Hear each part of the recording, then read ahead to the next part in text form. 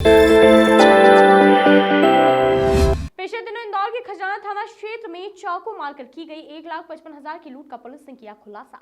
खजाना पुलिस ने एक महिला सहित उसके दोनों पुत्र व 2 आरोपियों को गिरफ्तार किया है। वहीं पकड़े गए आरोपियों से लूटी गई राशि 1,55,000 पुलिस ने बरामद की है।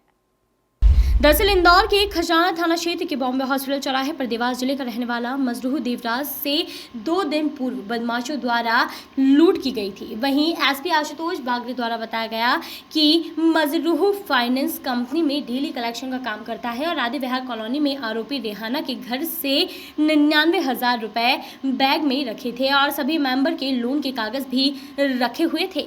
मजरूह जैसे ही रेहाना के घर से निकला, थोड़ी ही दूर पर 2 बदमाश चाकू लेकर खड़े हुए थे। जैसे ही मजरूह बदमाशों के पास पहुंचे, बदमाशों ने चाकू से हमला कर करीब 1,55,000 रुपयों से भरा बैग लेकर फरार हो गए।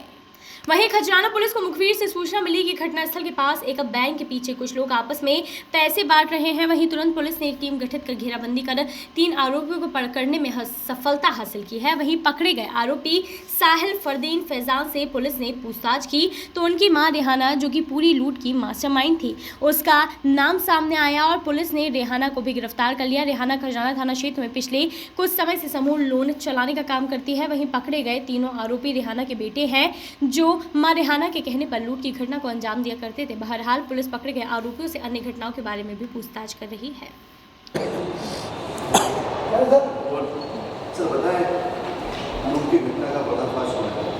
ये परसों एक घटना हुई थी खजराना थाना क्षेत्र में, जिसमें स्पंदना सोसाइटी है, उसका जो कलेक्शन का स्वयं सहायता समूह के माध्यम से पैसे कलेक्शन का काम करते हैं। ये इनके 2 कर्मचारी थे।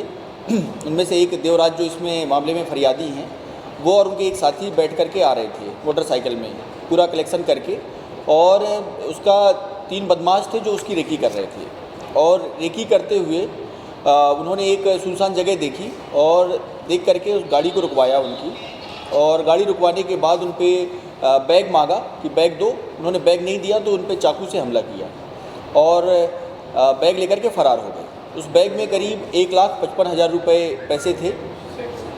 ये एक पुलिस के लिए चैलेंज था, क्योंकि लूट और इसके बाद चाकूबाजी एक साथ घटना हुई थी, तो तत्काल थाना प्रभारी ने उस पर एक्ट किया। और ये सबसे बड़ी बात है कि उस दिन हमारे थाना प्रभारी का जो सालगिरह भी थी, तो इसके बाद भी हालांकि उनको प्रोग्राम था, लेकिन उन्होंने अपनी ड्यूटी को पहली प्राथमिकता दी और इसको पूरी तन्मयता के साथ लगे रहे। मौके पे हम भी गए थे और इसमें वहाँ के आसपास के CCTV फुटेज खंगाले गए, जो कि बहुत क्लियर तो उस समय नहीं मिल पाए थे, लेकिन आसपास के फुटेज भी देखे गए तो उसमें से एक लड़का भागता हुआ नज़र आया। और जब ये घटना हो रही थी, उस बीच में धक्का मुक्की में उसका मास्क जो है थोड़ा सा नीचे हो गया था, तो जो फरियादी था, फरियादी ने भी देख लिया था उसको कि उसमें थोड़ा सा चेहरे की झलक मिली थी। फिर इस बीच में काफ़ी प्रयास किया गया इसका, जितने भी चाकूबाज और लुटेरे इस तरह के थे उन सबको पहचान की गई। उनकी फरियादी को फ़ोटो दिखाई गई, CCTV फुटेज से उसकी मिलान की गई और उसमें आरोपियों की पहचान हो गई उससे। जब उनका मोबाइल नंबर लेकर के उनका पूरा ट्रेस आउट करने का प्रयास किया गया तो उनके फ़ोन वगैरह भी बंद थे और वो घर से फरार थे।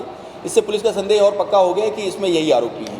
बाद में पुलिस ने जाल बिछा करके आरोपियों को पकड़ा और इसमें 3 आरोपी मुख्य रूप से थे जो घटना को अंजाम देने में थे, और उसमें एक जो है आरोपी की मां भी उसमें शामिल थी। और इसमें आरोपी की मां वही थी जिसके घर पे समूह की मीटिंग होती थी, और इसका लड़का पहले भी इस तरह की लूट और चाकूबाजी की घटनाओं में वो बंद हो चुका था। तो इसमें मां को भी आपराधिक षड्यंत्र 120B का आरोपी बनाया गया है। सर, इसमें एक बात यह देखना है कि जो तो इनकी माँ और जिसने लूट करी, ये लोग आगे पीछे घूम रहे थे, इसका लूट। इसमें जो बात ये सामने आई थी कि जब ये घटना हुई तो घटना के बाद ये जो सोहेल नाम का लड़का है, जिसकी माँ के यहाँ पे मीटिंग होती थी समूह की, तो 2 आरोपी तो भाग गए, लेकिन ये जो है फरियादी के साथ मिल करके और उनको ढूंढवाने में लग गया कि कौन चाकू मार गया, इस टाइप से। तो उस पर भी पुलिस का ध्यान था कि ये जो है, इसमें फरियादी बार बार कह रहा था कि ये नहीं हो सकता है, क्योंकि ये तो मेरी मदद कर रहा था, लेकिन बाद में वही निकला। इसमें देखिए इनका इसमें सोहेल का तो ये पहले से भी आपराधिक रिकॉर्ड है। ये चाकूबाजी और लूट की घटनाओं में पहले भी रह चुका है और ये कुछ समय जेल में भी रहा है, फिर जमानत में छूटा। उस समय ये शायद 18 साल से कम उम्र का था, नाबालिग था, तो छूट गया था, लेकिन अब इसकी उम्र पूरी है और इस पर जो कार्रवाई है विवेचना में हम लोग पूरी कोशिश करेंगे कि इसकी जल्दी जमानत ना हो। Report voice of life.